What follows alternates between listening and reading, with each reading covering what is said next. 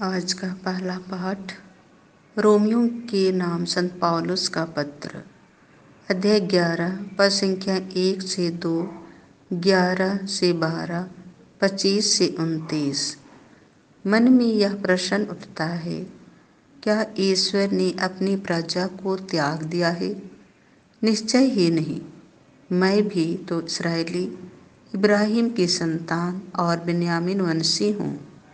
क्या आप नहीं जानते कि धर्म ग्रंथ इलियस के विषय में क्या कहता है, जब वह ईश्वर के सामने इस्राएल पर यह अभियोग लगाता है? इसलिए मन में यह प्रश्न उठता है, क्या वे अपराध के कारण सदा के लिए पतित हो गए हैं? निश्चय ही नहीं। उनके अपराध के कारण ही गैर यहूदियों को मुक्ति मिली है, जिससे वे गैर यहूदियों की स्पर्धा करें। जब उनके अपराध तथा उनकी अपूर्णता के समस्त गैर यहूदी संसार की समृद्धि हो गई है, तो उनकी अपरिपूर्णता से कहीं अधिक लाभ होगा। भाइयों, आप घमंडी ना बने। इसलिए मैं आप लोगों पर यह रहस्य प्रकट करना चाहता हूँ। इस्राएल का एक भाग तब तक अंधा बना रहेगा जब तक गैर यहूदियों की पूर्ण संख्या का प्रवेश न हो जाए।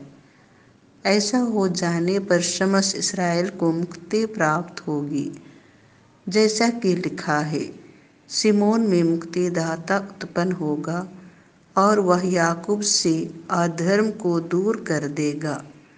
जब मैं उनके पाप हर लूँगा, तो यह उनके लिए मेरा विधान होगा। सुसमाचार के विषय से वे तो आप लोगों के कारण ईश्वर के शत्रु हैं, किंतु चुनी हुई प्रजा के विचार से वे पूर्वजों के कारण ईश्वर के कृपा पात्र हैं, क्योंकि ईश्वर न तो अपने वरदान वापस लेता और न अपना बुलावा रद्द करता है। यह प्रभु की वाणी है।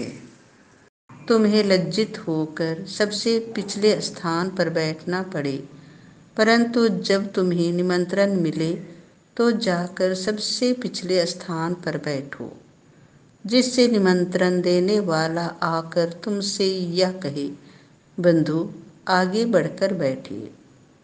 इस प्रकार सभी अतिथियों के सामने तुम्हारा सम्मान होगा, क्योंकि जो अपने को बड़ा मानता है वह छोटा बनाया जाएगा, और जो अपने को छोटा मानता है वह बड़ा बनाया जाएगा।